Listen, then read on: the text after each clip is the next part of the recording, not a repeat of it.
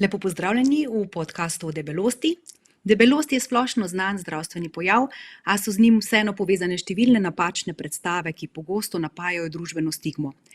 Po podatkih Svetovne zdravstvene organizacije je na svetu debelih 650 milijonov ljudi, z epidemijo debelosti se soočajo vse, še posebej razvite države. Čeprav so ljudje danes medicinsko veliko bolj ozaveščeni o debelosti in njenih zdravstvenih posledicah, še tako dobre javne kampanje nekako ne zmorejo posekati trdovratnih mitov. Ti miti netijo stigmo, ta pa vpliva na duševno zdravje ljudi z debelostjo in pristop medicine do tega zdravstvenega problema. Debelost je izjemno kompleksna bolezen.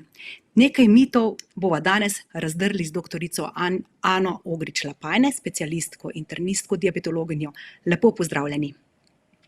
Hvala, se zahvaljujem za povabilo in da ste mi dali priložnost, da nekaj spregovorimo o tej temi, ki mi je zelo blizu. Prvi mit, da znižamo telesno maso, moramo manj jesti in se več gibati. Doktorica Ogrič-Lapajne. Ja, to je pogosto slišana fraza, pogosto slišan tudi nasvet, ki ga slišajo naši pacienti pri številnih specialistih, pri različnih strokovnjakih, ki jih srečujejo. Seveda je to zelo poenostavljeno gledanje na to bolezen. Najprej seveda treba razčistiti, da ko govorimo o debelosti, govorimo o kronični bolezni. Kot taka je priznana s strani zdravstvene organizacije že od leta 1997. Bolezen je kronična, kompleksna, ima številne vzroke, zakaj do nje pride in je tudi seveda kompleksna za zdravljenje. Zagotovo sta tudi primerna prehrana in telesna aktivnost del tega kompleksnega zdravljenja, se pa bojim, da zadeva seveda ni tako enostavna, tako da pričakovati, da bomo lahko zdravili ljudi s takimi enostavnimi zapleti, se kaže v naši vsakdanji praksi, da temu tako ne drži. Da debelost povzroča sladkorno bolezen, tudi ne drži čisto povsem. Tudi ne, seveda je pomemben dejavnik tveganja za razvoj sladkorne bolezni tipa 2. Moram reči, tudi zato se jaz skozi več tudi z debelostjo ukvarjam, ker mislim, da je pač pomembno tudi preprečevati, ne samo zdraviti. V razvitem svetu sicer vemo, da je nekje za 80% primerov razvoja sladkorne bolezni tipa 2 posledica je odgovorna prekomerna telesna teža in seveda tudi debelost. Tako da to zagotovo predstavlja pomemben dejavnik tveganja za razvoj te bolezni. Seveda hkrati s tem pa vemo, da debelost povečuje tudi tveganje za razvoj številnih drugih bolezni, predvsem srčno-žilnih bolezni, rakastih obolenj, povečuje tveganje za zamaščenost jeter, astmo, motnje dihanja med spanjem. Tako da gre za v bistvu res širok spekter kroničnih bolezni, s katerimi se srečujemo potem tudi pri obravnavi naših pacientov. Pogosto slišimo tudi veliko trditev na temo genetike, se pravi, ljudje se bojijo, da če je debel kdo od njegovih bližnjih sorodnikov, to pomeni, da bo tudi on. Ali v kolikšni meri drži genetika? Genetika zagotovo pripomore k spet nekemu tveganju za razvoj te debelosti, podobno tudi kot pri sladkorni bolezni tipa 2. Je pa seveda to eden izmed bioloških dejavnikov tveganja. Tukaj govorimo še seveda o hormonskih vzrokih, o vedenjskih vzrokih, o socialnih vzrokih, predvsem socialne vzroke in okoljske bi tukaj poudarila. Zdaj tudi seveda, če lahko pripišemo nekaj tveganja sami genetiki, se moramo zavedati, da se je predvsem naše okolje v razvitem svetu v zadnjih desetletjih zelo spremenilo.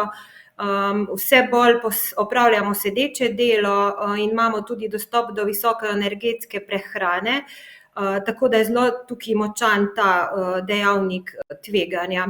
Predvsem bi želela tudi to poudariti, da tudi če kdo osebno doživlja, da je mogoče debelost posledica nekih genetskih dejavnikov in da se to pojavlja v družini, ne sme to na ta način zaznamovati človeka, da bi imel občutek, da je nemočen potem.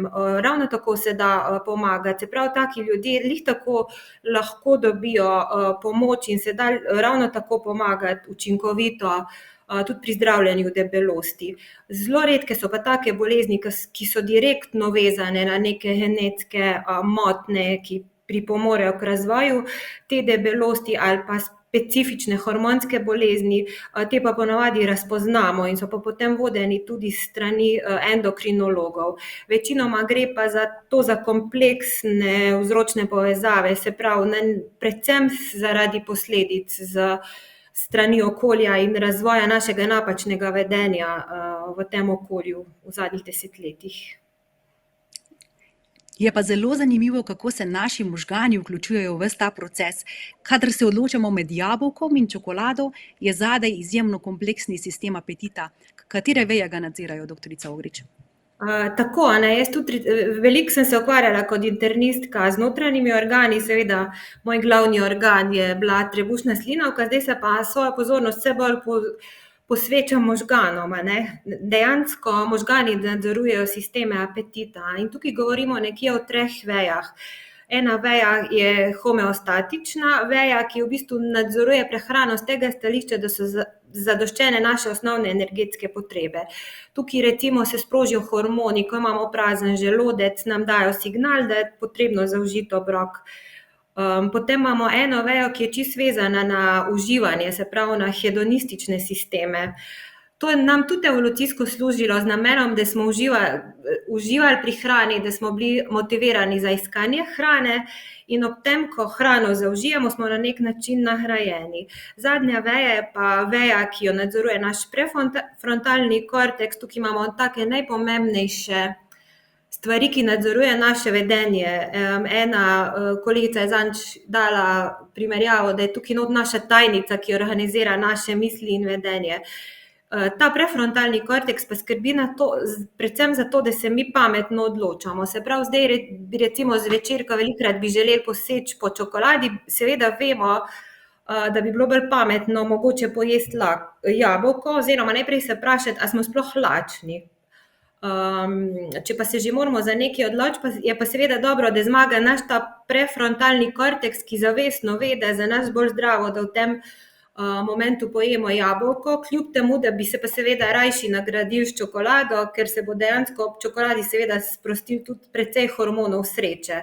Tako da zvečer, ko posegamo v teh prigrizkih, se moramo vsi zavedati, da se v tem času naši možgani borijo čisto nad tem, a bomo lahko racionalno se za zdravo vedenje odločili, ker tukaj pa govorimo o vedenju, o vpeljavi nekih zdravih vedenjskih sprememb. Se pravi, prehrana ni avtomatična. Mi vsakič, ko se odločimo za en obrok ali pa za to, a bomo šli recimo s kolesom v službo ali pa z avtobusom mestnim, se lahko odločimo za zdravo varianto. In pomembno je, da se ljudje, ki se borijo ali s sladkorno boleznijo ali imajo pridruženo debelost ali pa kakšne druge kronične bolezni, ki zahtevajo spremembe življenjskega sloga, je pomembno, da pacienti ali pa osebe vejo, da se to lahko naučijo. Se pravi, te stvari, napačne navade, ki smo jih mi vnesli v naše življenje, se jih lahko naučimo in vedenje lahko popravimo. Zato je tudi temelj zdravljenja tudi debelosti je to, da vpeljujemo vedenjske spremembe, ki so na dolgi rok vzdržne. Se pravi, mi se moramo naučiti, da bomo za malico ali pa zvečer, če smo še lačni, posegali po jabolku. Tudi, če bi seveda vsi rajši pojedli čokolado. Tako da, pomembno se mi zdi res ta poudarek, zato ker osebe velikokrat čutijo nemoč, občutke nemoči, dobivajo neka navodila, kaj je potrebno narediti. In se mi zdi potrebno, da se res zavedamo in da tudi opolnomočimo osebe, da se da dosti pomagati s temi zadevami in da tudi recimo ene stvari zelo veliko tudi educiram paciente o tem, kaj je normalno. Ker velikokrat so pol občutki neuspeha ali pa sramu vezani na to, da je nekaj ne gre po načrtu. In je treba osebe, mi se moramo educirati, da je to normalno vedenje ali pa reakcija naših možganov, ki se prilagajajo na neke spremembe. To se mi zdi zelo pomembno poudariti. Ja, zelo kompleksno je to vse skupaj. Še en mit bova razdrli. In sicer, da debelost ne vpliva na zdravje. To je res popoln mit, zelo skromno zmanjšanje teže pri ljudeh z debelostjo že prinaša korist za zdravje. Ja, zagotovo. Tukaj je spet pomen te edukacije. Po eni strani predvsem tudi osebe, ki živijo z debelostjo, morajo vedeti, da je to res kronična bolezen, ki poslabšuje dolgoročne izide za zdravljenje, slabša kvaliteto življenja in vodi v številne druge pridružene bolezni. Tako da je zagotovo smiselno, da začnemo z nekimi ukrepi čim prej v neki premici našega življenja. In takrat se v bistvu te spremembe tudi najbolj splačajo. Se pravi, govorimo o preprečevanju mogoče nekaterih bolezni. Čeprav je zdravljenje seveda smiselno tudi kasneje, kjer pa pričakujemo boljše izide zaradi tega zdravljenja pri teh boleznih. Recimo ena taka bolezen so motnje dihanja med spanjem, ki je tudi skoraj tako pogosto v odrasli populaciji kot sladkorna bolezen, kjer se da veliko izboljšati z neko redukcijo telesne teže. Tako da, ko govorimo tudi o zdravljenju, je tudi zelo važno, da si postavljamo realne cilje, ne. Zdaj seveda zmeraj velikokrat se govori hujšanje pa redukcija telesne teže, pa se pogovarjamo, koliko kilogramov bomo shujšali. Tukaj je zelo za poudariti to, da absolutna številka, ki potem sledi tem našim spremembam vedenja, ni seveda tako zaželeni cilj. Treba je zelo jačati to, da so zaželeni cilji tudi izboljšanje zdravstvenih kazalcev, samopočutja, samopodobe, a ne. Za nekoga, če se dogovorimo recimo, da ima neurejeno sladkorno bolezen, pa seveda želimo glikemijo urediti, ali pa ima že razvito sladkorno bolezen, pa je ta urejena, ampak ima nekatere pridružene bolezni, ki vemo, da bi jih lahko izboljšali z redukcijo telesne teže, bi seveda potem to kot cilj postavili, pa bi se potem dogovorili mogoče za procent izgube telesne teže. Tako da kaj naša tehtnica pokaže na koncu tega procesa ali pa vmes, ni glavni cilj pri uvajanju teh sprememb. Ker tehtnica je včasih lahko tudi sovražnica pri zdravljenju debelosti, a ne. Tako da je zelo pomembno krepitev tudi drugih ciljev, a ne. Končni cilj zdravljenja je, da bi se na koncu sami, da bi imeli bolj kvalitetno življenje, da bi se boljše počutili v svoji koži, pa seveda, da bi bili bolj zdravi, a ne. Te cilje je treba jačati. S tem je seveda pol tudi lažja motivacijo krepiti, a ne, s postavljanjem nekih konkretnih tudi ciljev. Najlepša hvala za pogovor, doktor Ogričeva, in lepo pozdravljeni. Hvala.